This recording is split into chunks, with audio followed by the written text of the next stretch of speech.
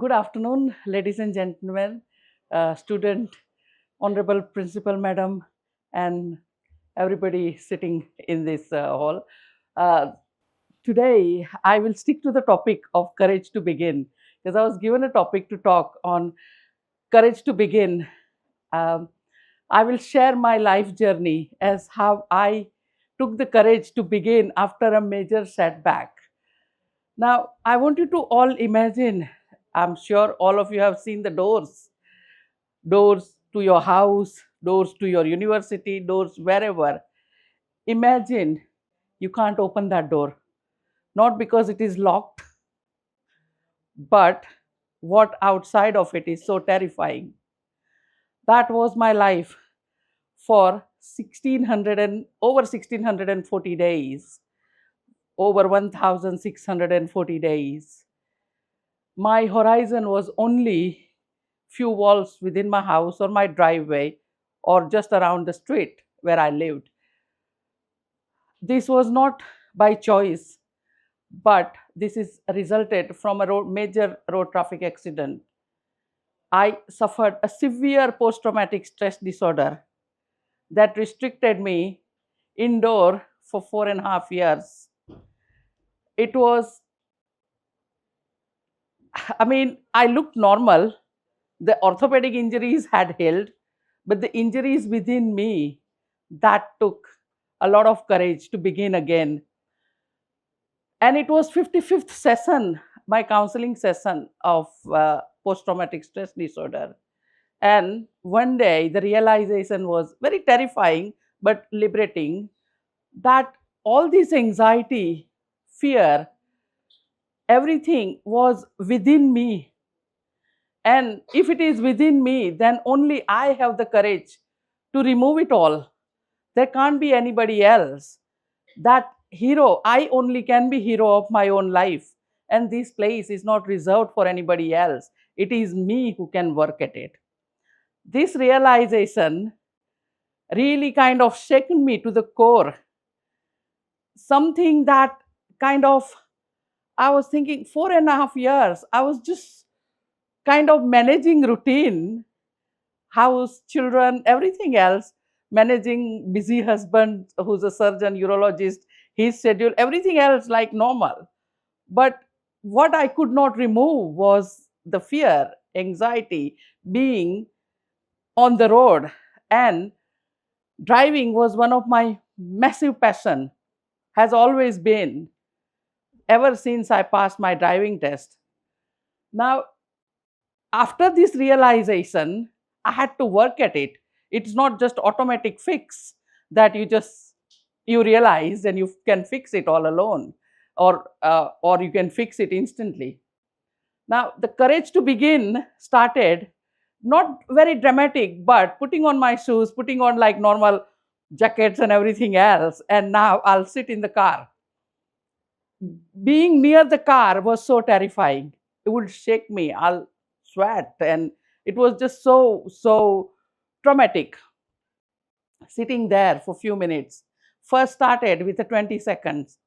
My husband helped me. He would be there. 20 seconds to 30 seconds to 1 minute to 5 minutes to then 20 minutes. And then what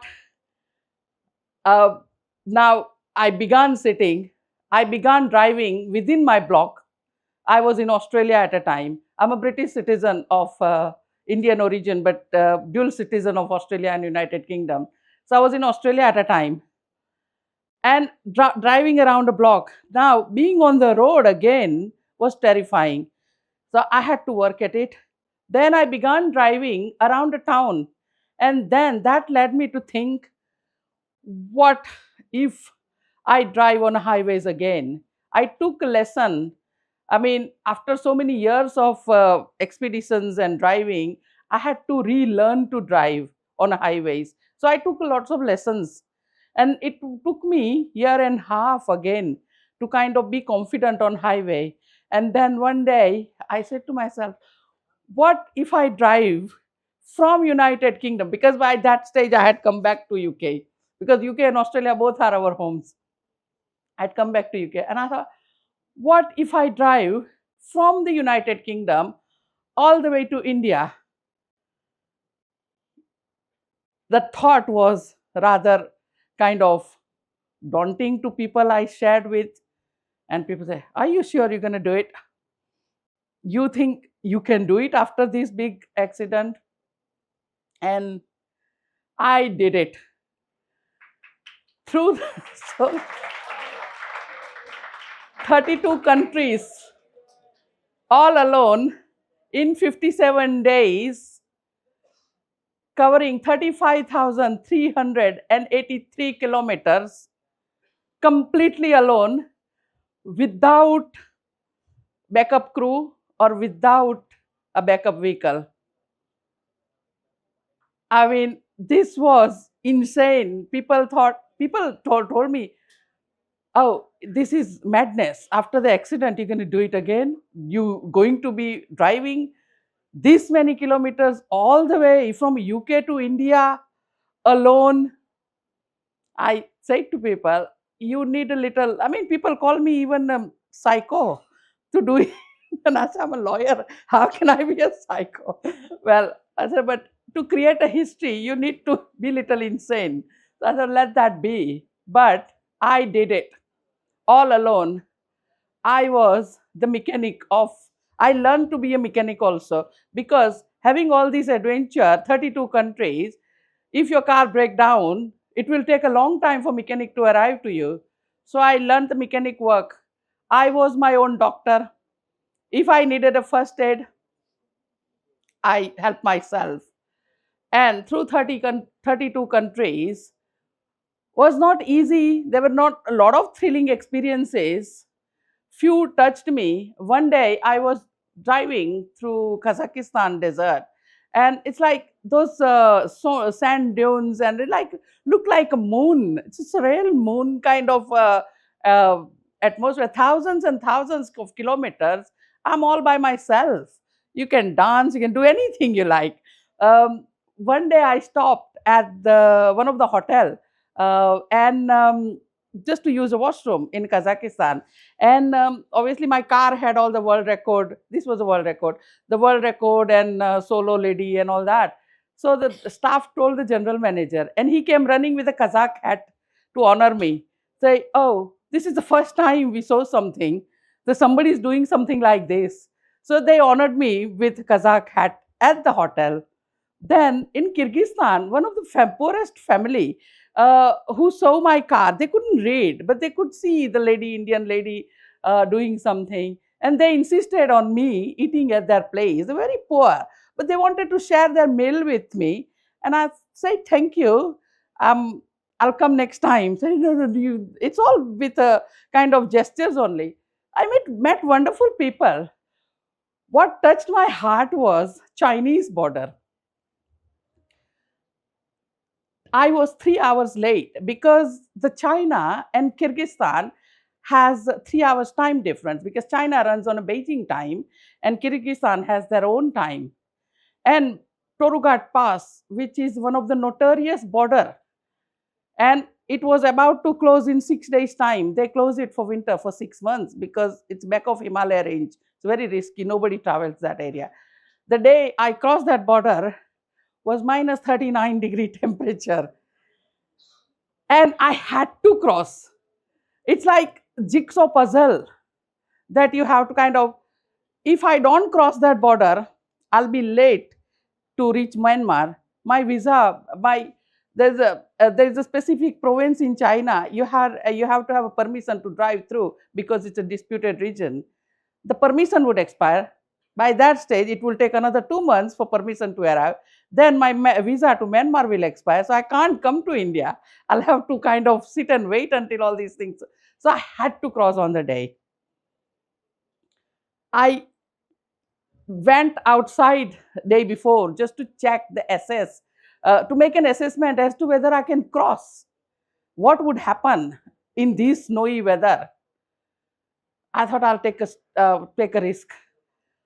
550 kilometers to go from the hotel I was in, and reaching 15,000 feet above the sea level. That's a very high altitude. And giving oxygen supplement to myself along the way, all alone. And I did it for about 7.5 hours. In 7.5 hours, I mean, I narrowly, my car skidded few times. I narrowly missed the large kind of valley. My vehicle could have fallen in it, but I learned. I mean, having lived in United Kingdom, I have conducted various Arctic Circle expeditions. I was used to driving in the snow, and I have a good mountain driving skills. That saved me, but everything came back again. Like after 4.5 years setback and 18 months, almost 18 months of preparation, things came back.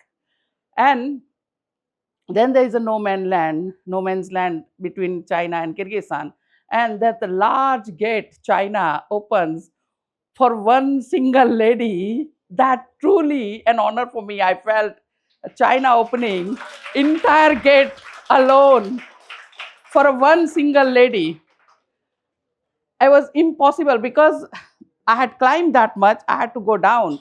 And China's custom and immigration is almost 120 kilometers downwards in the forest.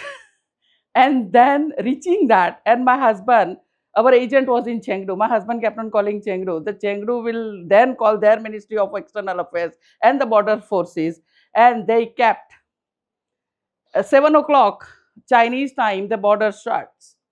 But the entire country's custom and immigration was kept open for one lady. And when I reached there, the custom officers were so helpful. And I said, but I read reviews that you people don't help anybody. You make people do their own work. And I said, why so helpful to me? And they say, you are an Asian lady. You are one of us. You are representing entire continent.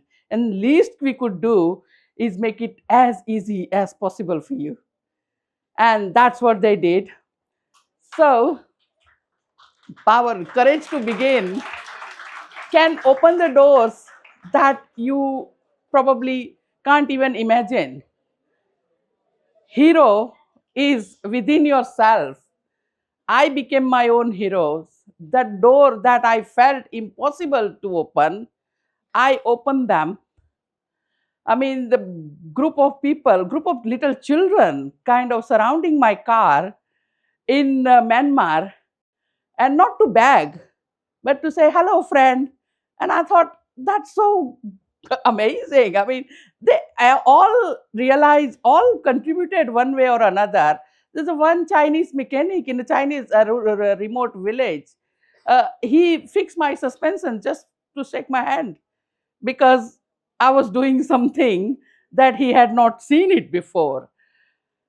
So, coming from nowhere to reaching somewhere, and when I reached India, I was thrilled. I had a phone call from High Commissioner, because I'm a British, the High Commissioner from London, High Commissioner of India to London in UK. He says, oh, you now reached, where are you? And I said, almost Delhi. Oh, you now reached Delhi? Prime Minister will receive you in your native country. That was something that I had never, I mean, I never engaged any PR agencies. I never paid any 1 rupee for any PR work. I was doing something that I enjoyed doing. I was doing something that I wanted to do. I wanted to be author of my chapter, my book of life book. And Prime Minister of India waiting to receive me in my native country, that was something kind of, it made up for all the pain and everything that I had gone through. India is my motherland, obviously. It's always hold a very special place in our heart. I mean, seeing name India anywhere, our head bow down. This is our motherland, name of our motherland. And reaching motherland, first thing I did on the Myanmar-India border, I touched down my head. This is the soil of my motherland. This is where I come from. This is where I have originated. I reached legal field in the United Kingdom, um, worked to various field. I was a civil service, but nothing like motherland. Coming from UK to India was just by car. It wasn't just a journey. For me, it was pilgrimage, something that I was rebuilding myself after a massive setback in life, where I never imagined doing something like that again. I didn't even imagine going to court ever again, because life was standstill with two young children, husband being a busy surgeon, and me fighting post traumatic stress disorder. Just my journey was only from home to the doctors, hospitals, counseling, that's all.